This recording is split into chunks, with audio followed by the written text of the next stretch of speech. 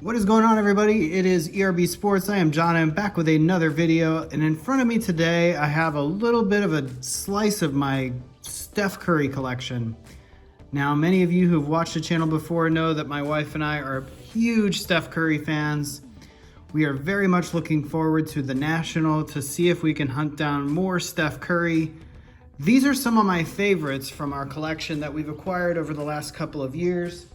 I definitely have some more unique cards in my collection, but I figured I'd show off a couple of these today and tell you a little bit about how I acquired them and definitely what struck me as interesting about them when I picked them up. So, we'll also preview a little bit about what I'm excited about for the National next week.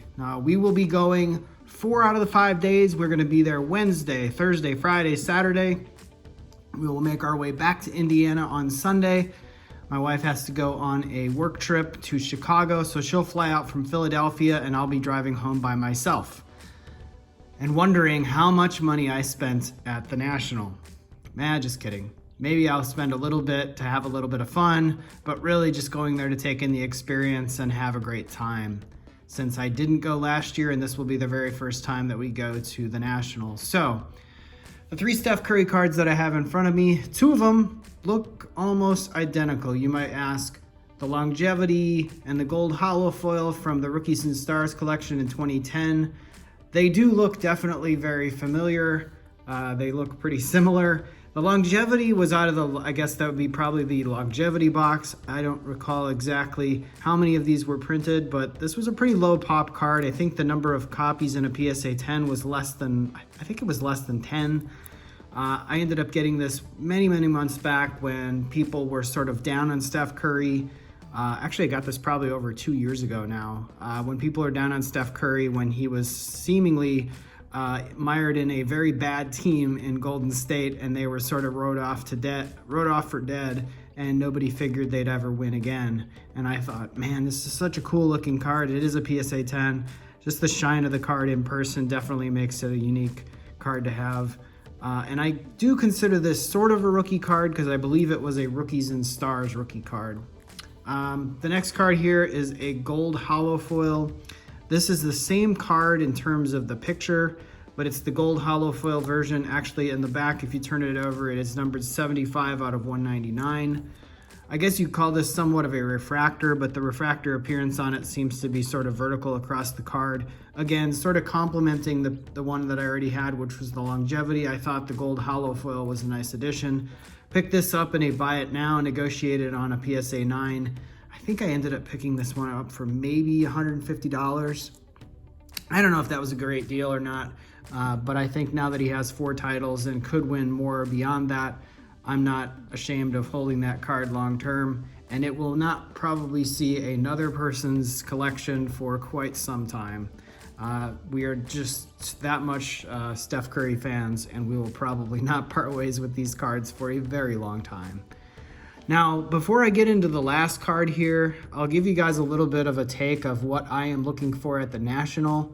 So given the fact that I haven't gone there before, one of the things that I started to do is sort of comb through the exact list of people that will be there in terms of vendors, in terms of the dealers, the table layouts, the general floor layout, so I don't go in kind of blind and understand a little bit what to expect when I get there, because it is a lot to take in. We're talking 5 football fields of space.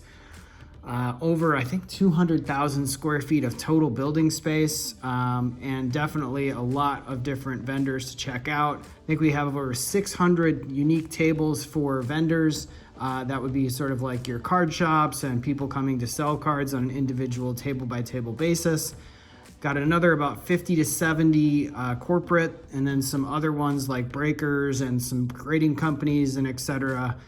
You've always got a mixture of a lot of different things at the National. Recalling last year some of the footage at the Chicago National, you had cards, you had collectibles, you had artwork, you had all sorts of things that you can only see there just because they just don't come to shows very often. So really looking forward to that.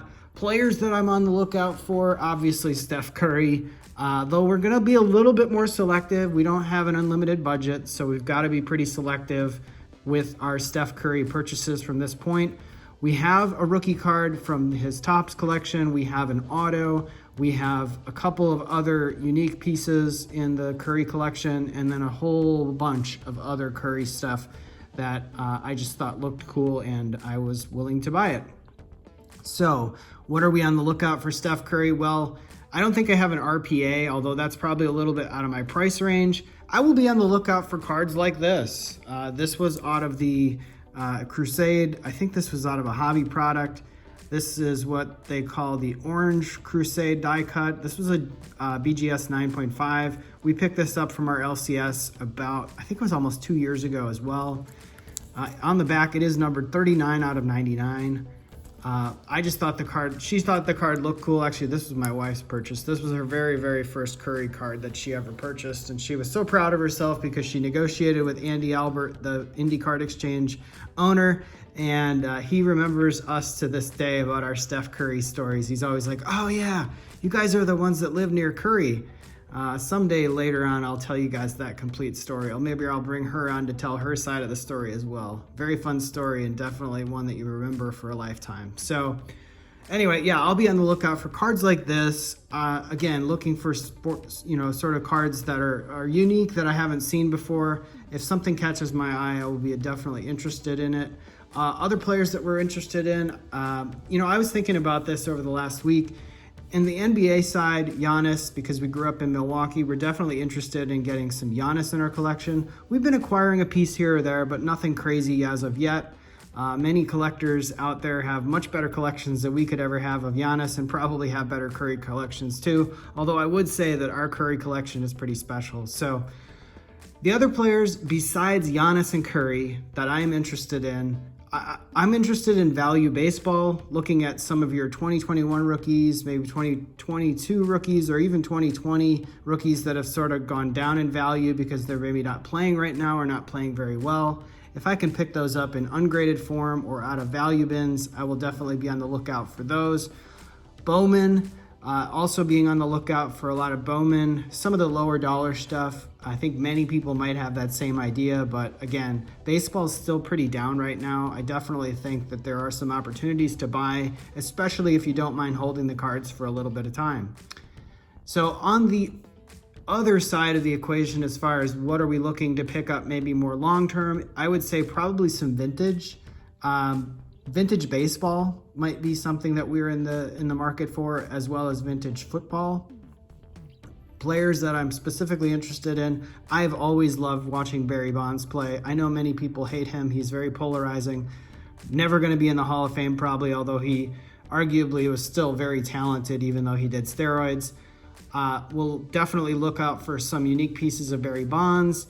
Bo Jackson, just because he's a guy I grew up watching, definitely would be not ashamed to have some Bo Jackson in my collection. Ken Griffey Jr., although I didn't necessarily follow him exclusively growing up because I wasn't really a Mariners fan or a Reds fan, but Ken Griffey Jr. is very, very talented as far as the kid that played when he was, I think it was 18 or 20 years old, can't remember, but very young, playing for Seattle, finished his career, I think, actually with Seattle after he got traded or something from the Reds organization. We actually got to go watch him in person when we lived in Indiana before he ended up hanging up his cleats, I think sometime in the early 2000s.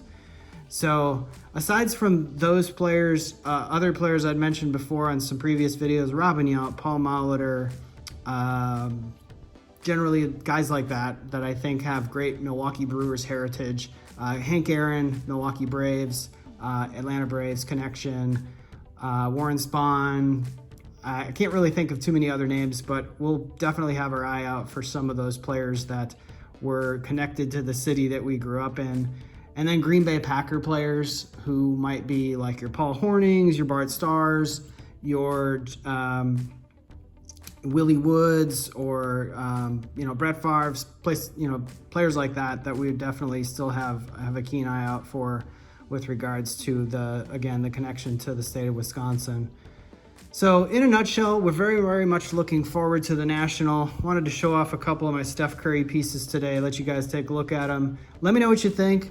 Are these good? Are these bad? Do you think these have potential long term? I feel like even if they don't, they're still cool to look at and they're still cool to have in my collection. So I wouldn't trade that for the world. And with that, guys, I will leave you there for the next video. Stay tuned for more national content coming up next week. I'm going to try and make a video each and every day that I'm there.